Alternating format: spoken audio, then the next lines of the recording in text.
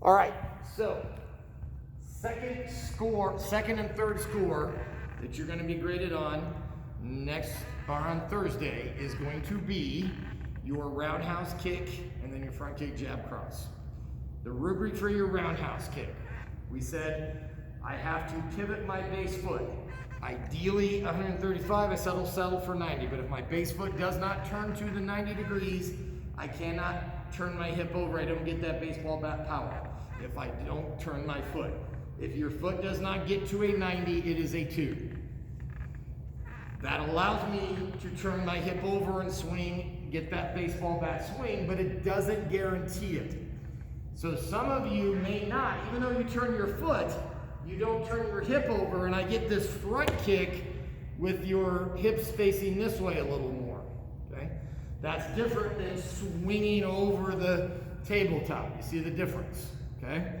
So if you do not turn, even if you don't turn your hip over, even if you pivot your foot, if I still see a front kick going this way instead of a roundhouse kick, it is a 2. I gotta see you get that hip turned over. And then to help with that momentum, I said I wanted to see a counterbalance. If you do not counterbalance, it is a 2. And of course, you will use your voice. As I said before, I want to see your average technique. You get to choose your favorite side. I want to see your average technique. So again, if you fall over one time, no big deal, get back up, do it again. I won't hold that against you. If you fall over every time, that is, again, a problem, and I'll take that into account. I am much more concerned about how it goes out than how it comes back, but I want to see you more or less put the foot down behind you. Kick, and then set it back. Again, I'm more concerned about how it goes out. But if you fall forward every time, that is a 2, okay? So if you can't control that power, that's a problem, right? If all those things are there, you turn your hip, you turn your base foot, you turn your hips, you counterbalance, kick, kick. It's at least a 3 if those things are all there and you don't fall over. Bonus points of 4s and 5s, guess what? Mostly power, make it look like you'd hurt somebody when you kicked them with it. All the other things that just make it a little bit better. So again, sometimes the timing's off a little bit, something's a little more disjointed or doesn't fire just right with it. Again, it's just a little bit better balance, a little smoother. Watch over, the target is right here, watch your a lot of people end up kicking way over here, and then that makes it a lot more work to come back around this way, okay? So if we kick over here, that's the difference between a 3 and a 4, okay? And make sure the kick finishes here. And then make sure we have that baseball bat.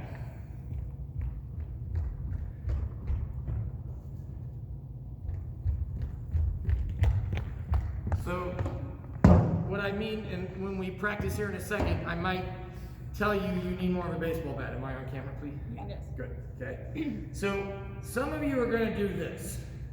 You're gonna bring your knee forward.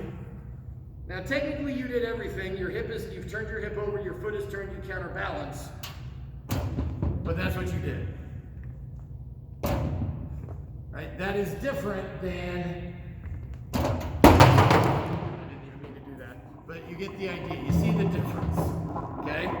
So I need more baseball bat instead of just turn around and flip, okay? So again, that's the difference between the 3s and the 4s and the 5s. Sometimes I'll tell you, you need more of that baseball bat, okay? So that is the roundhouse kick. Front kick, jab, cross combination. First, you have to do the combination correctly. It is back leg, same hand, other hand, back leg.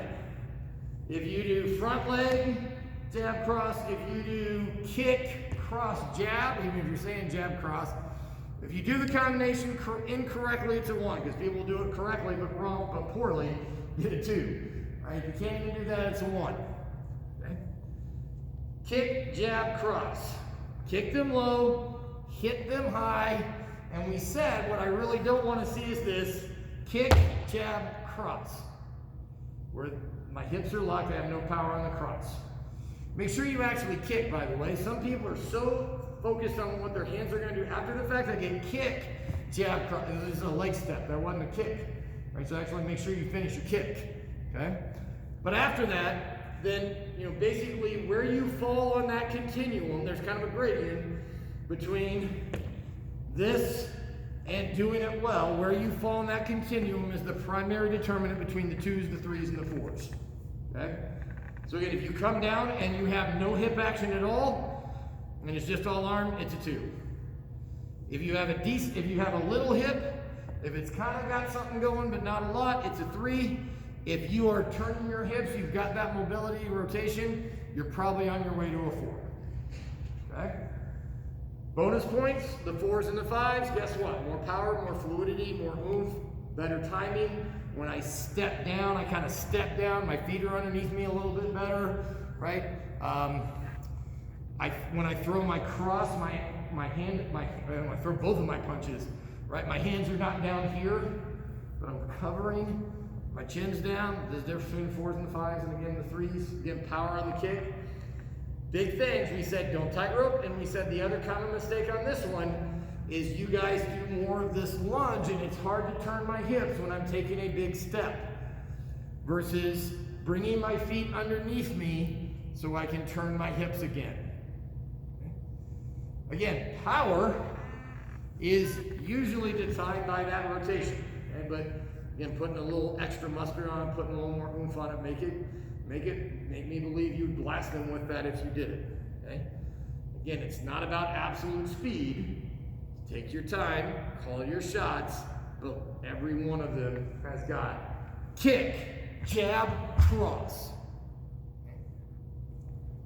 It's a little slow, but take your time, make sure everything's got full range of motion, good timing, turn those hips. Okay? That's pretty much it. Okay. Again, you get to pick your favorite side.